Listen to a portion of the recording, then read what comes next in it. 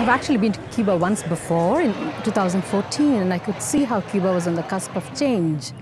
And I wanted my students to go over there and experience it, the students from U of L, before Cuba actually changed. So University of Louisville communications professor Margaret De Silva arranged an educational trip to Havana for a group of students, faculty, and staff. The culture is very different. It's more of a collectivistic culture. The United States is more of an individualistic culture.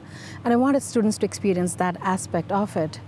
I also wanted them to realize the consequences of war, battle, embargoes.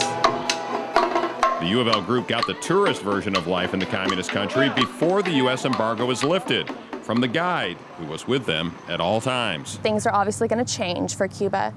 And he said, but I don't want things to change. I don't want there to be advertisements everywhere and that kind of commercialism that we have here. He wanted to preserve what they have and the Cuban culture that they have. It's a very strong national identity. The U of L group stumbled into a pickup game of soccer. Student Savannah Guerrero was among those understanding the universal language of sport. I decided to go to Cuba because I wrote a book called Conexento Cubano, and it's where I interviewed 15 Cubans who came from Cuba to America and then to Louisville, Kentucky. And also because of my heritage, I'm Black, and also I have Cuban heritage.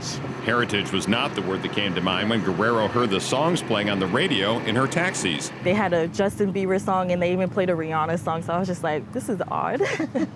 While getting a taste of life in Cuba, the students noticed few billboards selling products, and newspapers were different too. Their view of news is very different than what we have because they don't have a news per se that we have. Free press. Yeah, they don't have that at all. They realized that speech was not as free as it is in the United States. You know, it's a different country and it's a different way of life and a different political system and a different economy. But I would go back. I think that it was a wonderful experience to see that.